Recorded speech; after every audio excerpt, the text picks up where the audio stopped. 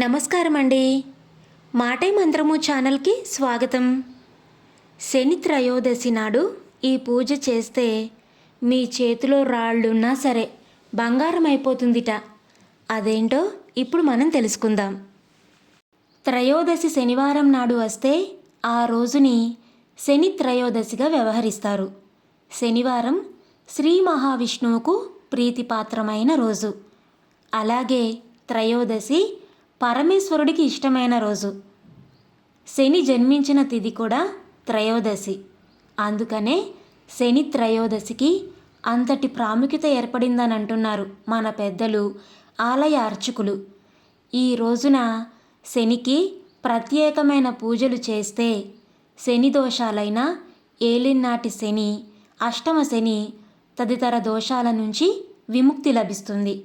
అలాగే పట్టిందల్లా బంగారం అవుతుంది అని కూడా అంటున్నారు మన పెద్దలు. శనివారం నాడు శ్రీ మహాలక్ష్మి, నారాయణుడు అశ్వత్థ వృక్షంపై ఉంటారని మన పురాణాలు పేర్కొంటున్నాయి. అందుకనే ఆ రోజున అశ్వత్థ వృక్ష సందర్శన, ప్రదక్షిణ చేయాలి. శని త్రయోదశి రోజున సూర్యోదయానికి ముందే స్నానం చేసి నువ్వుల నూనెతో శనికి అభిషేకం చేయాలి. కాకికి నైవేద్యం పెట్టాలి. నల్ల నువ్వులు, నువ్వుల నూనె నల్లని వస్త్రంలో ఉంచి దానం చేయాలి.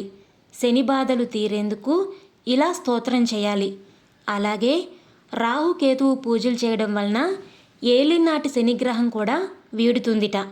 కాబట్టి శనివారం ఉదయం 5 గంటలకు లేచి చన్నీటి స్నానం చేసి ఇంటిని శుభ్రంగా చేసుకొని ఇంట్లో దీపం పెట్టుకొని గుడికి వెళ్ళి పూజారి చెప్పిన పూజా సామాగ్రి తీసుకొని గుడికి వెళ్ళి ముందుగా నల్లని నువ్వులు, నల్లని బట్ట తీసుకొని 9 రకాల ధాన్యాలతో పూజ చేస్తే ఆ ఫలితం వేరేగా ఉంటుందని మన పెద్దలు చెప్పారు. గుడిలో పూజ కాగానే ఇంటికి వెళ్ళి తలపై నుండి స్నానం చేసి ఇంట్లోకి వెళ్ళాలి. తర్వాత మనం రోజువారీ కార్యక్రమాలు చేసుకోవచ్చని అర్చకులు చెబుతున్నారు. విన్నారు కదండి. మార్చి 23, 2024 శని త్రయోదశి అండి.